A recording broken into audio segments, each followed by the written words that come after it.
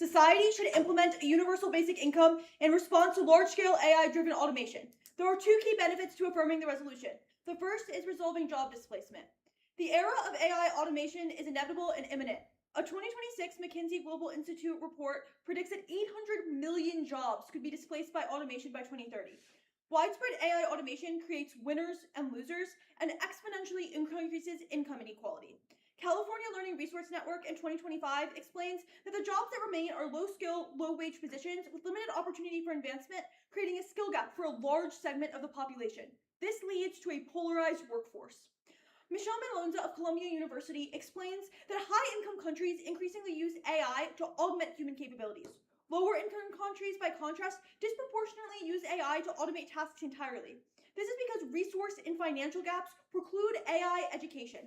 Malonza continues to describe that automation-first adoption is likely to persist in the Global South because augmentation requires digital literacy and domain expertise that a vast majority of people in those countries do not have.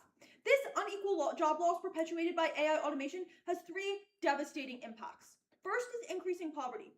UC Riverside reported in 2023 that poverty results in death due to the inability to afford food, poor housing conditions, chronic stress, mental illness, dangerous unemployment, and a lack of health care. Being poor should not be a death sentence. Second is civil unrest. London Business School professor Akana Aroba explains in 2025 that AI is advancing so quickly that it could trigger mass layoffs long before new jobs emerge to replace them, a mismatch that has historically fueled social unrest. The result is that persistent inequality, unemployment, rising political anger, and even expanding surveillance occur as leaders try to contain discontent. Eventually, democratic norms erode. O'Leary of Government Facts confirms this trend, stating in 2025 that AI automation creates a useless class of workers, a segment of the population that is not merely unemployed, but unemployable, because they possess no economic value that can outcompete an algorithm. In this scenario, a UBI becomes a necessity, not only for welfare, but for preventing the collapse of the consumer economy and maintaining the social order. Third is that dangerously, this takeover is concentrated in the Global South. Forbes published in 2024 that AI automation is concentrated in less developed, economically disadvantaged countries. Low-income nations' reliance on AI is catastrophic, as while high-income countries use AI to supplement human activity, low-income states fully replace human capacity with AI automation. And so what does a UBI look like? O'Leary of Government Facts writes in 2025 that we envision a future where UBI is not funded by labor taxes, but by taxing the capital of companies. AI experts proposed an American Equity Fund, a mechanism where large AI companies and landholders would contribute a percentage of their wealth annually to a fund distributed to all citizens. This model effectively transfers the share of ownership of the automated economy to the populace, ensuring that the windfall of AGI does not concentrate in the shareholders' hands. This model not only redistributes the financial benefits of AI, directly reducing income inequality, but ensures that a UBI is directly proportionate to the degree of AI automation at any given time and place. A UBI also enables educational investment to alleviate the impact of jobs. Results of one of the biggest basic income experiments find that 14% more likely to pursue education and job training after a UBI is implemented. The largest impact on education was most significant in countries with those of a lower income. That's key, as retraining and education are uniquely key to AI adoption. SCAR in 2024 writes that investments in education and training can enhance individuals' productivity and earning potential. A well-educated workforce is better positioned to leverage AI, leading to increased productivity, higher wages, and more equitable income distribution. When combined with a well-educated workforce, technological advancement can help reduce income inequalities by creating opportunities for all individuals to engage in more sophisticated and rewarding tasks. This is particularly true in the Global South.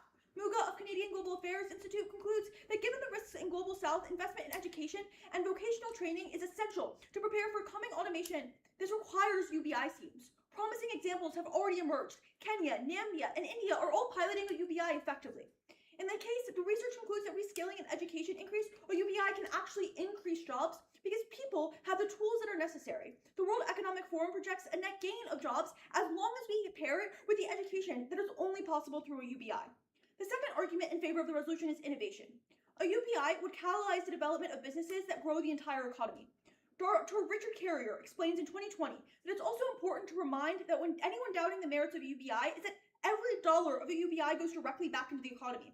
Whereas rich people sink large quantities of cash into money sinks, ordinary people spend their incomes on goods and services in mass. In fact, nearly all businesses would collapse without a strong consumer economy, and with them the whole economy. But even if the population, say, started spending a 10% more on goods and services, any business would increase its economic activity, increasing GDP.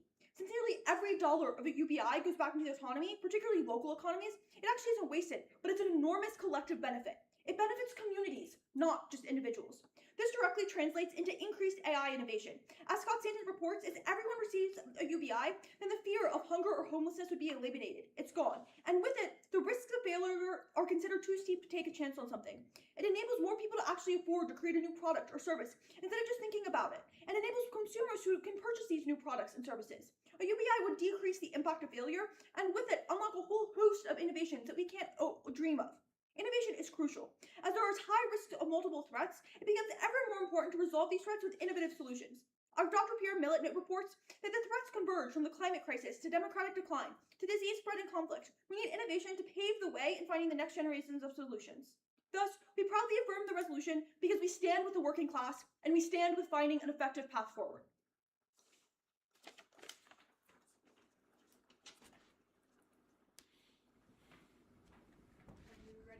Yes. I'm just gonna I'm gonna turn this around so I can. You can also bring it up if you just want to put it on the stand, if that's easier.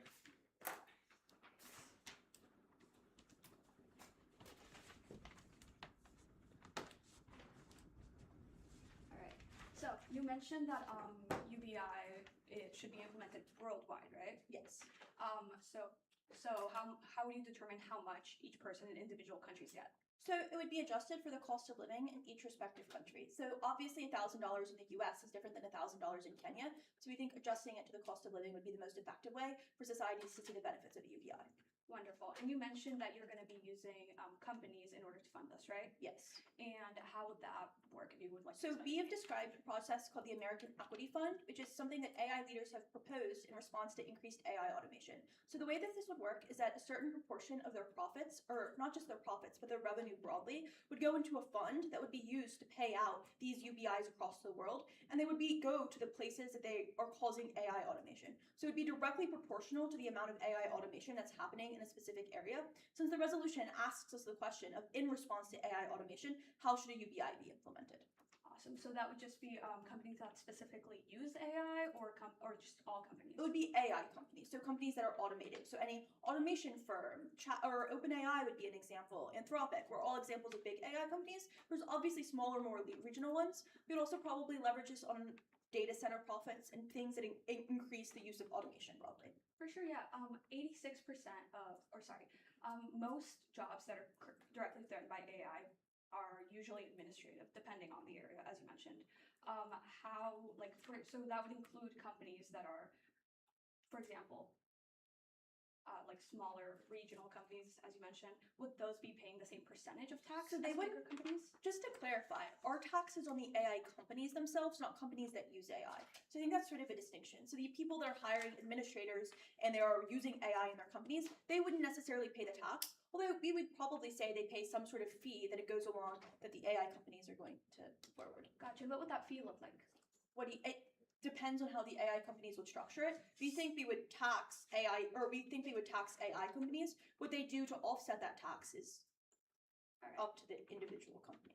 So the companies that are creating the AI would be taxed, but the companies that are, or a large amount of the companies who are laying off workers due to AI would not be taxed, correct? Well, no, those people wouldn't be taxed, but they would probably absorb the tax via markets. Like how do you mean? Like if the AI company is getting a tax for producing a good and service, they would then say, okay, well, I'll increase the cost of my good in order to price in the tax so that we're not eating the cost of the tax. Okay, interesting. And once again, who specifically would be determining how much money each person in different countries would be receiving, and how would that be distributed in a practical manner? I think we have three answers. The first is the resolution asks a principled question about should we implement a UBI.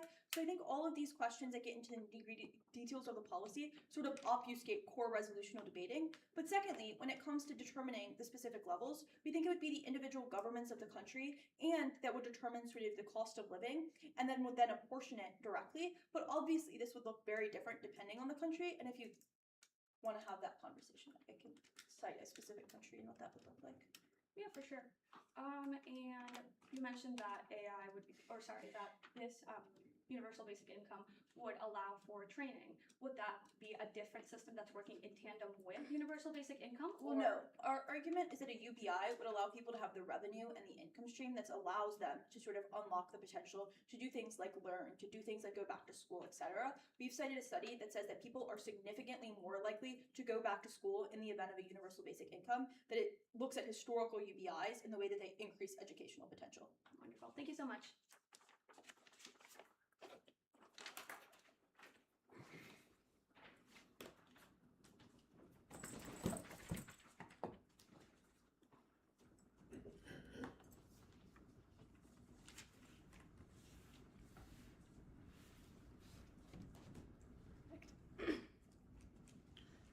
The core principles of universal basic income are mighty.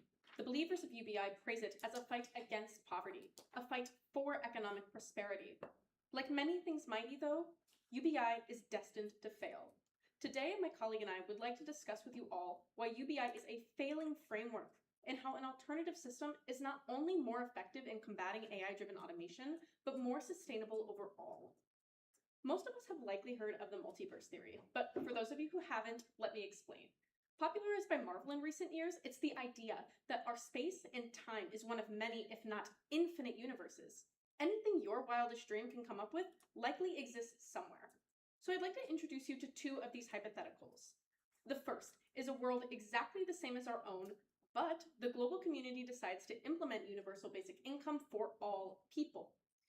As my peers in the affirmative explained, universal basic income is a stipend decided by individual companies to give to all citizens regardless of income levels to stimulate the economy or give them extra discretionary spending.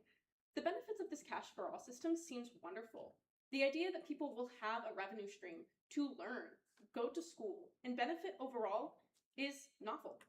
But the universe I'm talking about today, the one in which UBI actually exists, doesn't look like this at all. The first thing this world saw was an increase in inflation, a response to a universal dish out of cash to consumers. A similar impact in our world was witnessed in the United States under former President Joe Biden. His Tax Relief Act of 2020 was raised to put more money in the hands of the American people. But BBC reported in 2024 that rent increased a whopping 21% after this act went into place.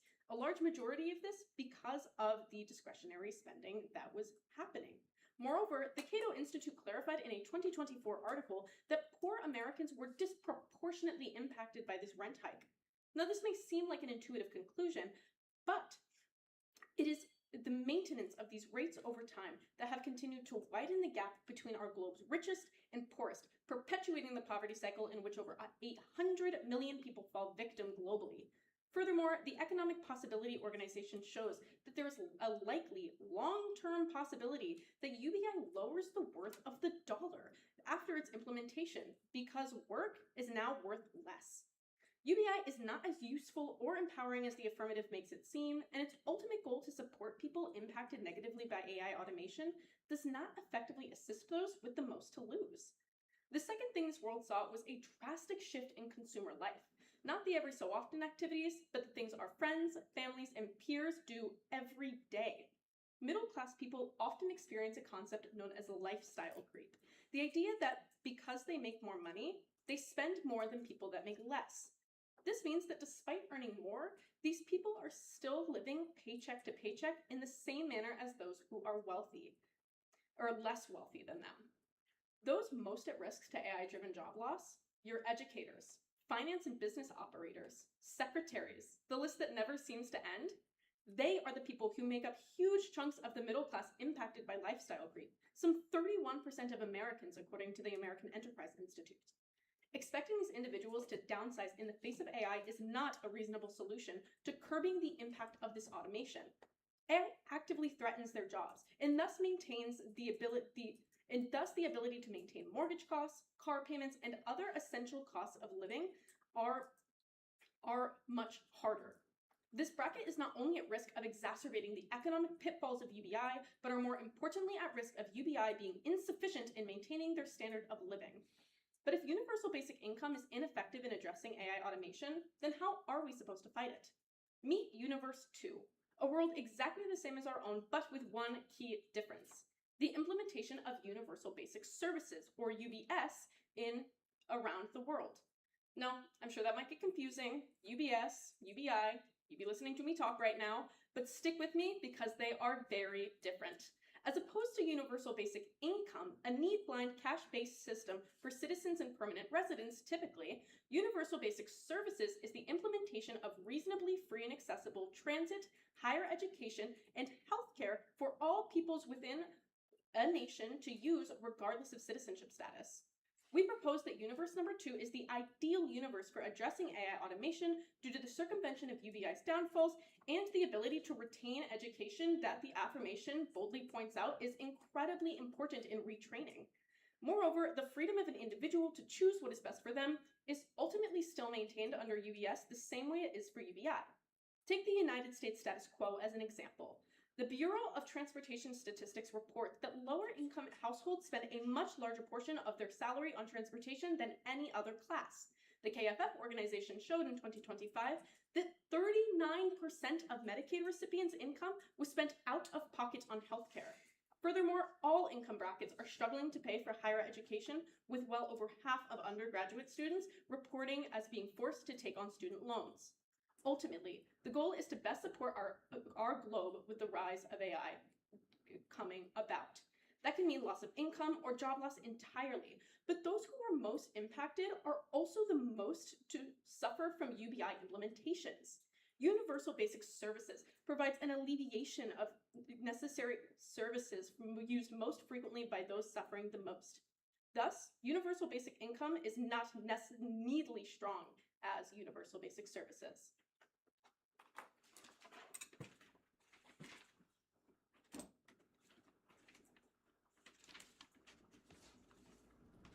Ready? Yes. Cool. To start with universal basic services, who provides it? So universal basic services are provided by each country. So it would be provided by a federal government, most likely. How is it funded?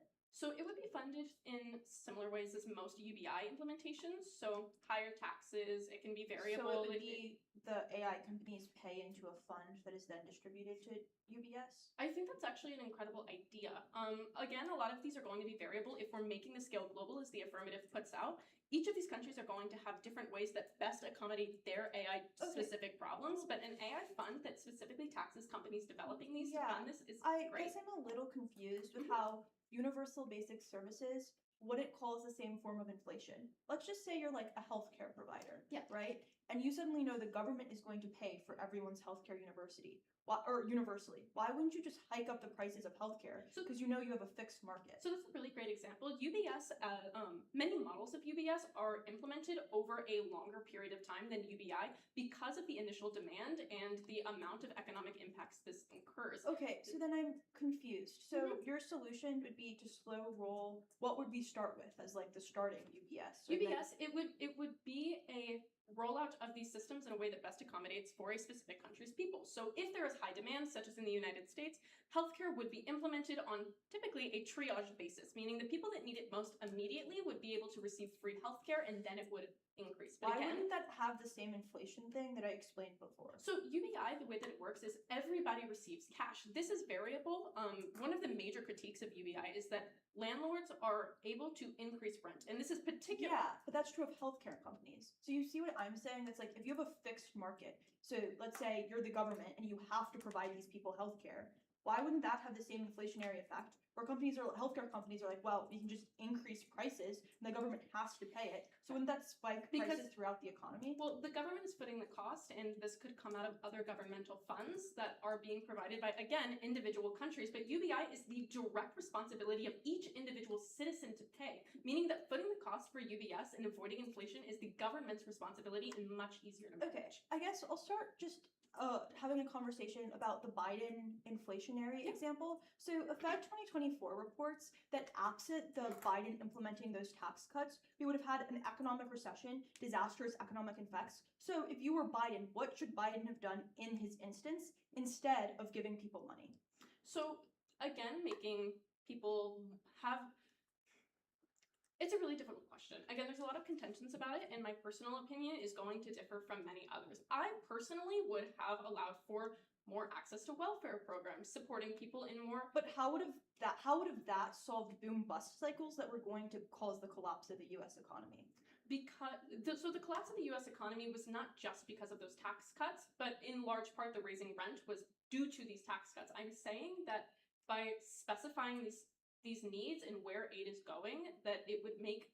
Well, no, my question's sort of more a larger monetary policy question. The reason the Fed and Biden implemented those tax cuts was because we were undergoing like boom bust cycles that were really dangerous for the economy, whereby there was inflationary spirals, the economy would collapse, and that they were implemented as a cyclical stabilization policy as a way to stabilize the economy. Absent injecting cash into the economy, how would you solve those boom bust cycles that I just described? So again, I think my answer is going to differ from many others, and I think there's plenty of other solutions.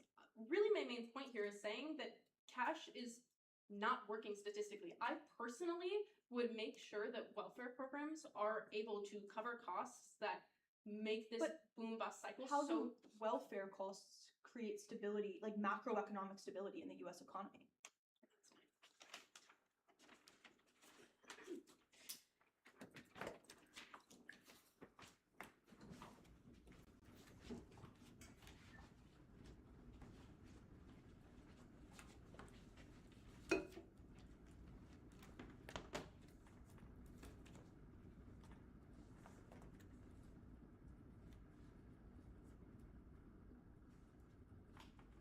I'm ready whenever everyone else is. Awesome.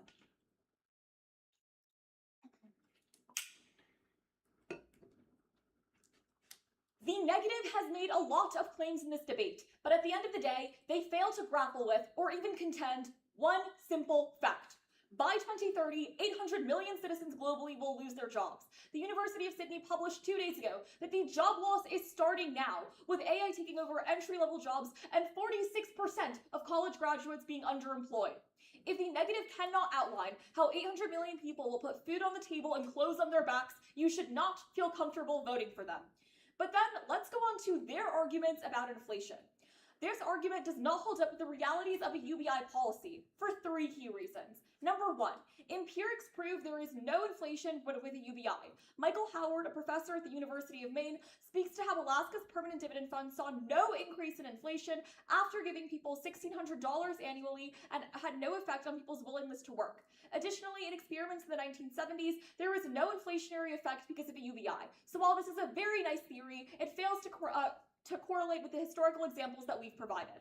Second, a UBI results in economic growth, which short-circuits the argument that they're talking about and compensates for the economic losses due to AI automation job loss. The effects of a UBI grow the economy according to the Levy model and would grow the economy by 12.65% over an 8-year period. This occurs because it stabilizes market volatility that happens because of boom-bust cycles through creating more stable demand, thereby causing cyclical stabilization. The empiric they talk about with Biden is testament to this working. But third, their underlying economic theory is completely incorrect. According to Ellen Brown, the president of the Public Banking Institute, the money that people receive from a UBI would help fill the 10% gap between real GDP and potential GDP, allowing for supply to rise with demand and keeping prices stable. The end result would be no net increase in consumer price indexes. This has been historically proven. When China's money supply increased by 1,800%, the average inflation rate hovered between 2 to 3%. This is because China's GDP grew at the same pace, which allowed supply and demand to rise altogether.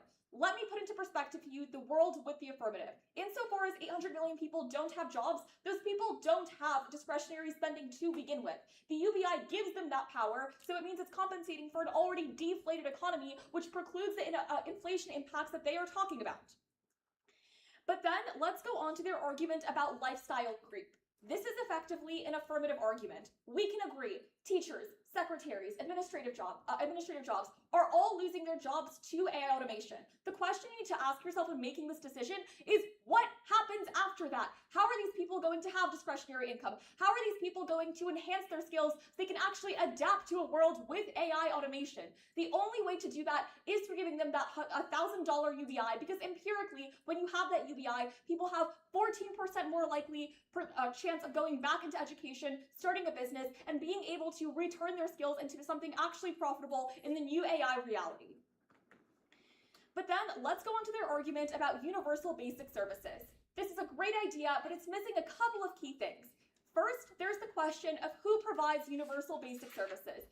They are telling you that every government in the world is going to do this. There's not only any indication these governments are willing to do this, but realize that in order for governments to provide mass transit, healthcare systems, they are somehow going to finance this, which is still going to lead to the inflation that they talk about. But they outline a couple of funding mechanisms, each one as flawed as the previous. First, they see governments need higher taxes. Realize governments increasing taxation on their entire country, such as the world's poor, at one of the tumultuous economic times in history, is going to be absolutely devastating. But second, they say that governments are going to fund this program by taking from other things. I would postulate that those things are going to be things like welfare programs. Look at Trump, for example. He's already cut SNAP 5 times. He is very excited to cut welfare programs. We would tell you that this financing is just going to be pulling from other things, but the difference is, while we know that the current welfare programs are effective, the programs that they're talking about have no specificity and have never actually been implemented. Second, this program is going to be a logistical nightmare. They don't tell you who is working these healthcare jobs. I would postulate it's just going to be more AI automation working the jobs that were taken over in the first place. But third, taking this argument at its highest value, they have conceded in cross-examination that the way this program would work is it would start on a small scale and then be expanded. The time frame from this is way too long. Our evidence that they have conceded is that the automation laws is coming by 2030. So even if the counter plan is 100% effective, it kicks in too far from now to actually make a difference. But fifth, this argument does not solve for a demand of digital literacy that catalyzes innovation. Even taking the argument at its highest value that people now have access to basic services, they still don't have the discretionary income that is necessary for them to re-educate themselves and be able to augment their jobs that is proportionate in a world where AI is actually effective. Ultimately, the affirmative is the only side in this debate that provides a chance of solvency for the downsides of AI automation. Number one, a UBI allows citizens to invest in education and digital literacy, even if AI has the potential to create jobs. These are inaccessible to the vast majority of people absent training, especially in the global south that already lacks access to educational resources. How do we know this will work? Because it has worked. A 2025 UBI experiment unveiled that people pursue education or job training at a 14% higher rate. That's why the World Economic Institute has concluded that only if accompanied by education, AI automation will create a net increase of 78 million jobs. This makes the programs they talk about obsolete because it'll get the economy working again. Second, a UBI supports innovation and business development, as humans will no longer be victims of an AI takeover but have a newfound opportunity to utilize an age of unprecedented tech to their advantage.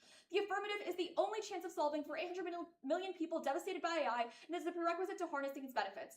To avoid sentencing the world to poverty, inequality, and social demise, Wake affirms. Thank you. Good for applause.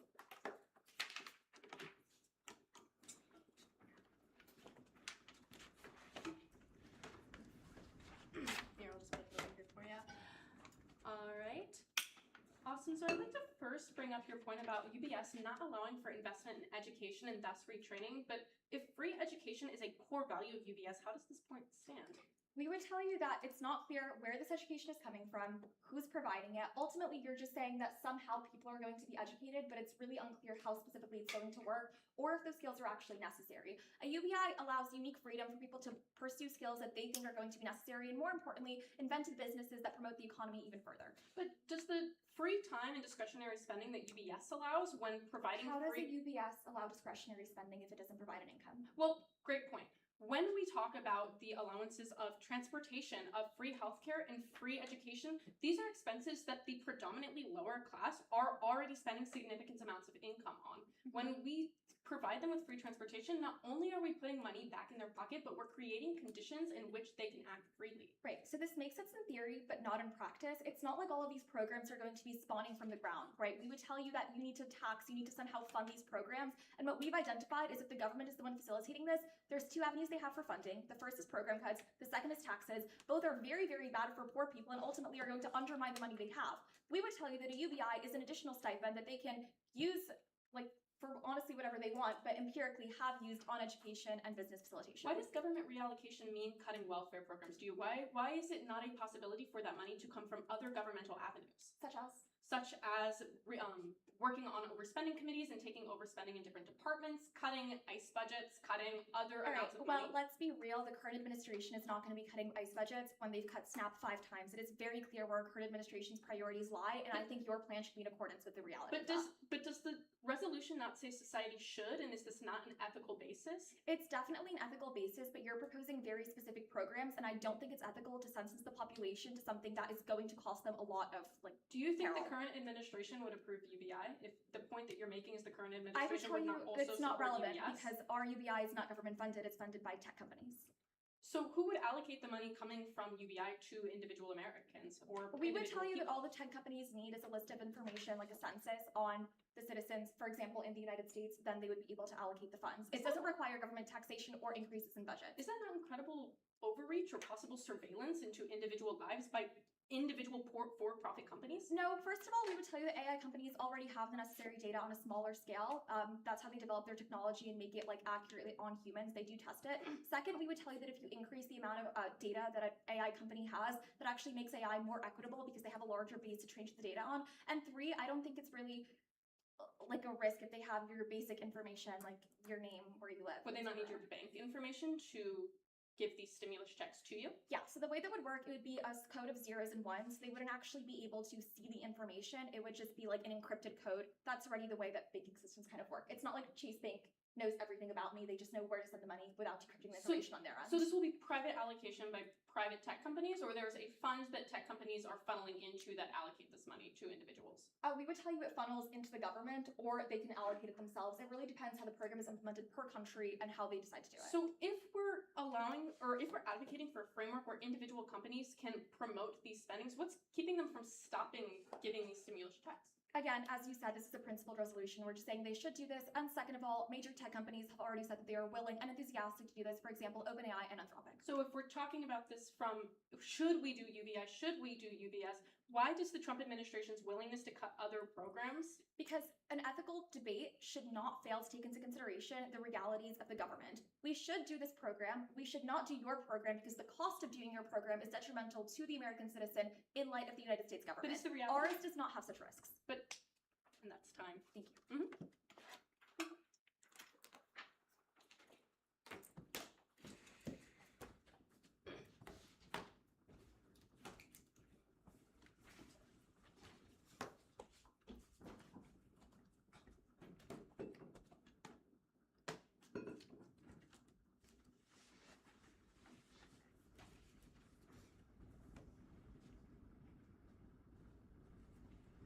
I'm ready whenever you guys are.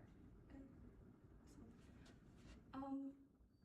When we first got this topic, we were very excited, and it seems as though the affirmative shares our passion for addressing AI automation. However, unfortunately, universal basic income is simply not the most effective way to do this. Specifically, it fails to address job creation. Now, while they may address job retraining, it does not actually specify where new jobs are going to come from. You can train and train and train. However, as the affirmative mentioned, there is the question of, with UBS, who will be working those jobs? As you may be able to connect the dots, the idea would be that displaced workers will be moved into administrative, healthcare jobs, and educational roles. Now, while there is indeed a skill gap between what many workers who are being displaced from AI jobs and the experience required to work some of these jobs, it stands to reason that with free education, which is a key aspect of our counter plan, there will be more than plenty of resources to be able to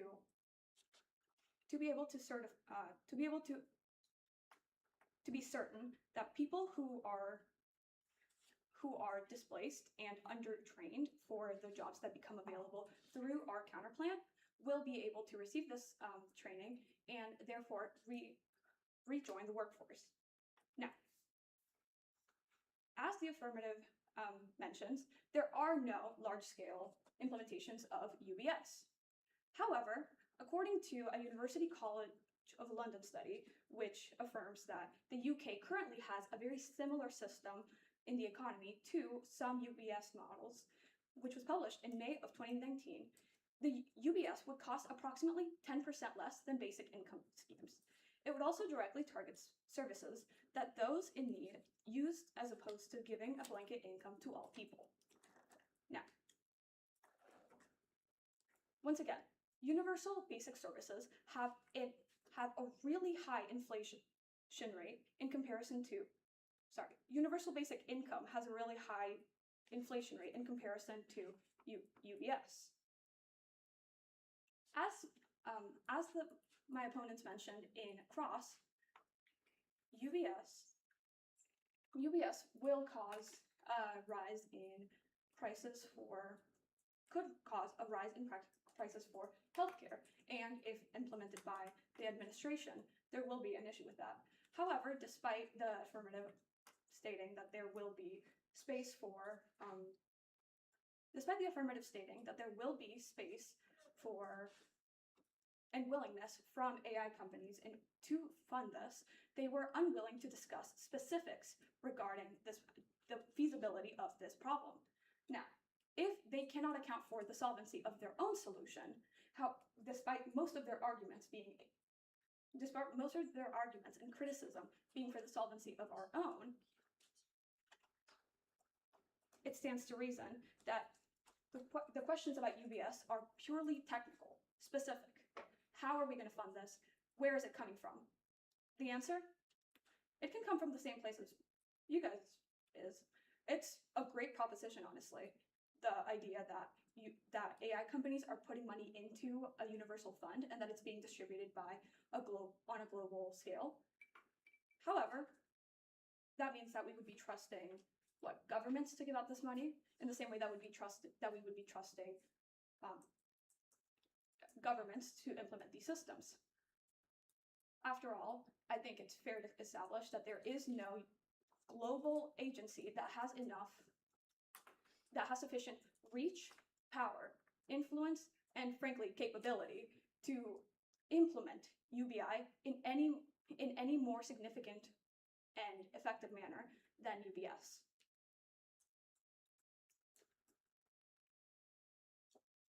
Now I'd like to discuss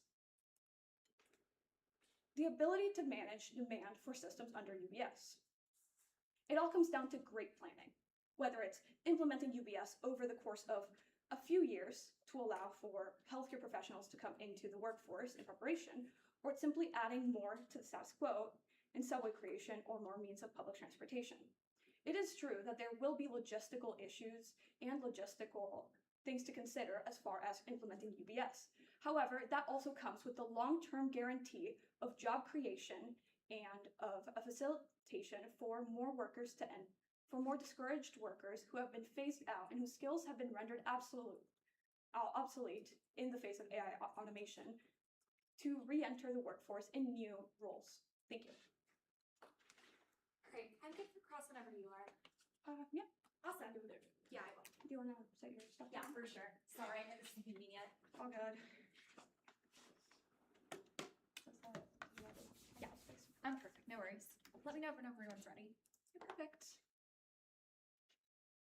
You say that the UBS is going to hire people. Who pays them? Their salaries would be in the same, they would be paid by the federal government of individual countries. The federal government. So you're paying people like doctors, healthcare workers. How much are they going to be paid in proportion to like the secretary that you're hiring? Well, I imagine that they would be competitive like salaries. All right, that makes sense. You've outlined that the people like doctors, administrative workers, secretaries, teachers, all have their jobs taken over by AI, right? I don't, how do you mean?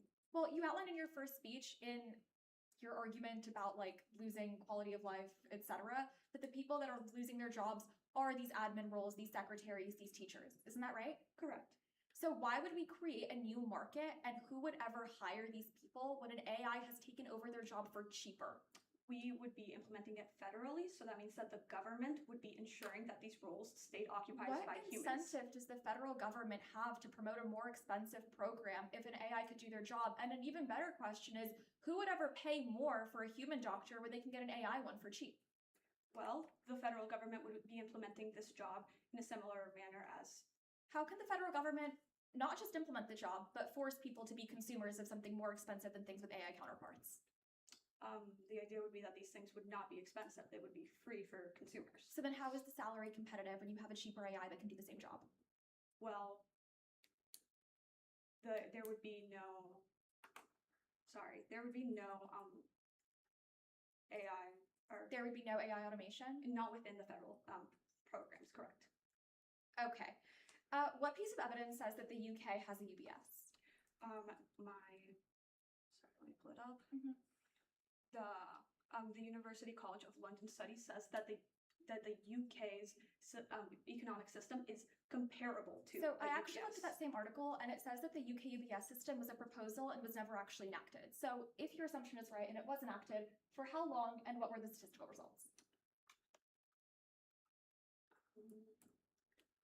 Well, the hypothetical states that it would be 10% cheaper than universal basic So income. we can agree that this has not actually been enacted. Correct. All right, what is the warrant for why it's 10% cheaper? What do you mean more? Well, what is the explanation for why it's 10% cheaper? Well, because if the government is the one producing this, if the government is creating these systems at no profit, that means that the margin for profit would not be accounted for in the same way it would be if they were. All right, can you name me one tech company that said that they'd fund UBS, since you seem like you're adopting our funding mechanism? You mentioned OpenAI. OpenAI said they'd fund a UBI. Is there any tech company that's indicated that they'd fund a UBS? Not to my knowledge. So then what is their incentive for doing so? I imagine the same as it would be for funding UBI. I mean, if it was, then they would have said that.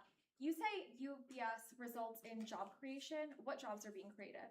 Well, UBS would create more jobs in the medical field, administrative jobs, which are the jobs that are at the forefront of being lost to AI. It would create more jobs in transportation. So does it create any new jobs that AI has not taken over? Because it seems like you're creating an artificial market for things that AI has taken over and assuming that people will just use the original mechanism. But is there anything new that works with AI or is distinct from the current world that is created by a UBS program? The purpose of UBS would be to ensure that people whose current training allows them to work within So they a system wouldn't that's be not learning new automated. skills, just to clarify. Depending on if people are moving into medical or skill-based positions. That's fine. Thank you. We'll take our 2 minutes.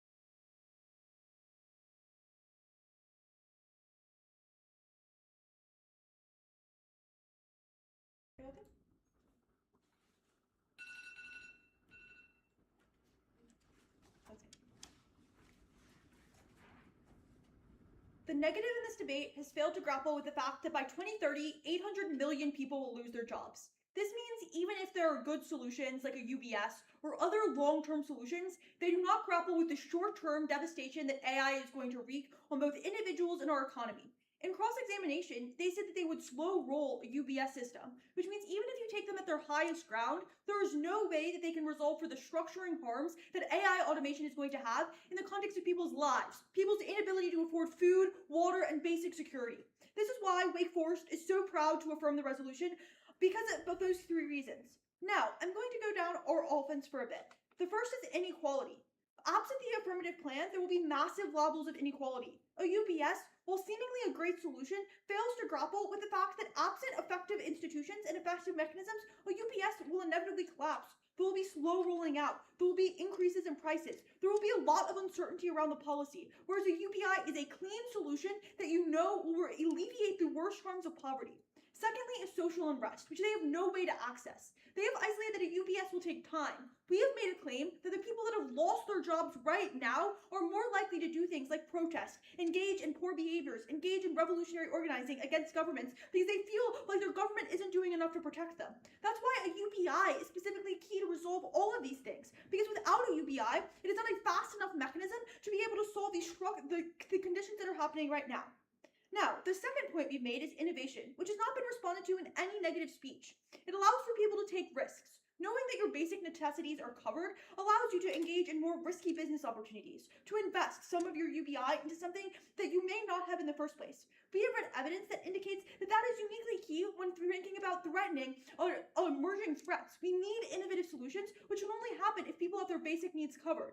Even if a UBS solves it in the long term, it does not in the short term, and we need innovations to happen now that are necessary in order to solve these things. Now, I'm going to move to the negative side of the flow. They have made collapse to this one point about inflation, but they are wrong on the question of the economic theory. I'm just going to walk you through this basic principle. The first is that historically, China's money supply increased by 1,800%. That is the biggest large shock in money supply in history, but inflation only increased by 2 to 3%. The question you should ask yourself is why? The answer is that GDP rose with the increase in money supply, thereby maintaining a stable economy. The implication for this is clear, that a UBI is not an economic disaster because a UBI will be paired with economic GDP rise. This allows for potential GDP and real GDP to catch up to one another, thereby stabilizing supply and demand curves and making our economy much more stable as a whole. Winning this thesis about the way that economic theory operates answers their theory of inflation, because even if they're winning that they will cause short-term demand pull inflation, stabilizing supply and demand such that consumer supply becomes stable allows for a much more larger picture where our economy is overall more stable. This is historically proven. A 2024 Fed report said that even though the tax cuts that they described caused modest inflation, without them, there would have been an economic disaster, which is why you should be willing to risk slight rises in inflation if it means averting an entire system crisis, which is what happens when we have these unsustainable boom and bust cycles, which they have no way to resolve. This is also a reason that a UBS is worse than a UBI. They do not do this form of stabilization. They do not inject money into the economy that creates consistent supply. Rather, what they do is artificially constrain supply by creating a captive market, i.e. governments, which means we don't actually have a more stable and a healthy economy. Rather, we have a bunch of fixed prices, which cause worse inflation throughout the economy. But I'll talk about that a little bit more later. Now, I'm going to now do a lot of comparative analysis on why a UBI is preferable to a UBS. The first is time frame. We talked about this in cross-examination when they articulated that a UBS would take time. Otherwise, if you implemented a UBS overnight, healthcare costs would double. If you're a healthcare provider and suddenly the government is like, we're going to pay for everyone's healthcare, what are you going to do? Double the cost of healthcare because you can make a lot of money in response to it. But think about this across entire industries. When you take that principle and apply it to every single industry, that creates a whole host of captive markets and a whole host of inflationary spirals because prices rise. And this means for the middle class people that they said they care about, prices will rise for them because they conceded that the UBS wouldn't cover these people for the first few months. So you now have double healthcare costs, double food costs, because they're increasing in response to the affirmative or the negative slow roll plan, which shows you how their plan is worse than a UBI for the same inflationary effects that it's trying to solve. Secondly, it's worse for the economy. I articulated above how a UBI creates a more stable economy and how a UBS doesn't. The third is the logistics of it. A UBS is a much more larger logistical undertaking. What does it mean for a country in Europe, or a country in Asia, or a country in Africa to undertake applying social services for everyone? Even if the government gets the money, who says that those are going to be applied effectively? A UBI is a much better system because it puts money into the hands of people that need it without the middleman of governments that are necessary to do it. The fourth point is that it cannot resolve education. Even if they internationalize education, which is key to innovation, the process of that takes a really long time and people can't afford. And we need innovations in the short term which are necessary to solve. And fifth, and finally, it can't solve for jobs broadly. Even if they create a captive market, these AI companies will just, or these companies will just use AI for healthcare instead of people, which means they can't solve things like reskilling, job retraining, etc., which are all key to keep people out of poverty and innovation. Look, this debate is simple. We have the side of historical analysis, and we have the side of real facts. There are historical examples of a UBI working, and there's no historical example of a UBS working, and we have cited tons of studies as to show that it is a much better effect overall, which is why you affirm in this debate to avoid sentencing people to poverty, inequality, and social demise.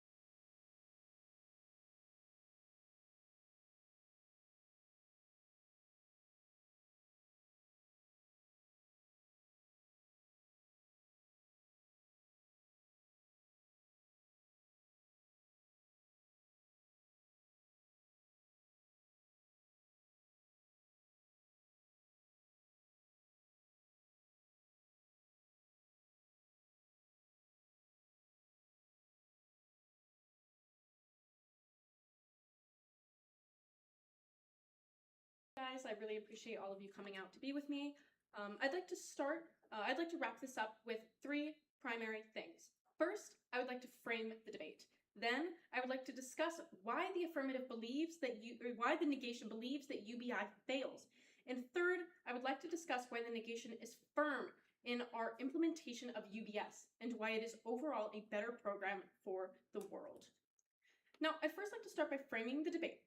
When we're discussing the resolution, which is should society implement UBI, we are looking at the word should, meaning that this is an ethical, value-based debate. The winner should be how much value do individuals get from UBS and UBI in efforts to combat AI-driven automation. And I'm bringing this up because the affirmative repeatedly in cross-examination and all three speeches continually discusses what incentive governments will have to implement these and the willingness of the administration to cut specific programs to fund these.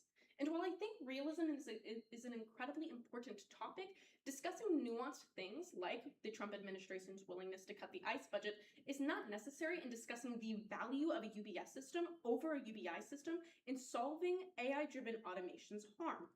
So I started with this because I feel as though we should approach this from a value perspective while also keeping realism in mind. But secondly, I would like to discuss why we in the negation feel that UBI is a failing framework. The first is because of inflation and rent hikes brought about by UBI systems.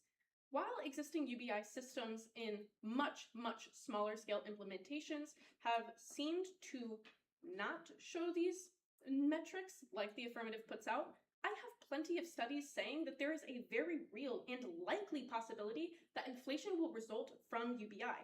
I had mentioned first the Library of Economic Possibility, but there is also the WHU School of Management, the Corporate Finance Institute, and Science Direct Journal's publication that says labor friction supply under UBI will generate overall welfare losses and increase inflation.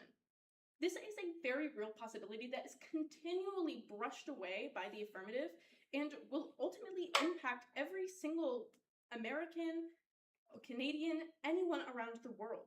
When discussing inflation and how it will disproportionately impact the poorer constituents in each country, we can look at the fact that UBI is not assisting those who truly need the money most.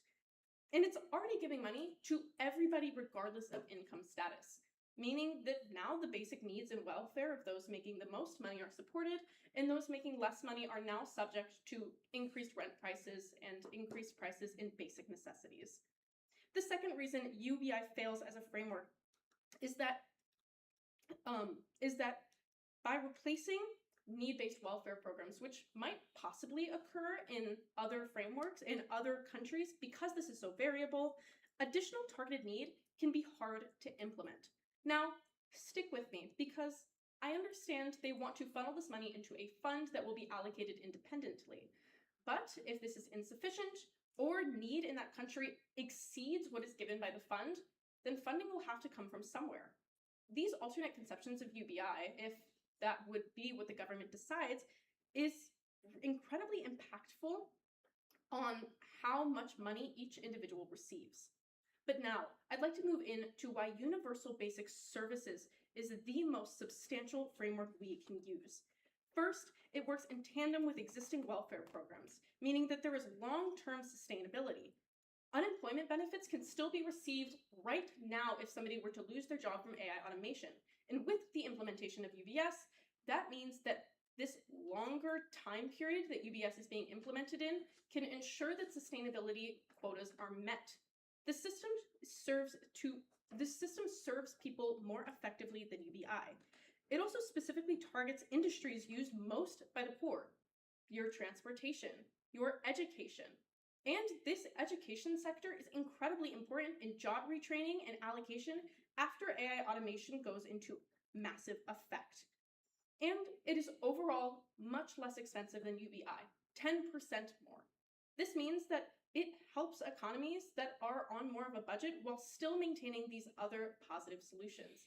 And that is why we in the negation firmly stand for the implementation of universal basic services as a more valuable thing to each individual than a universal basic incomes framework.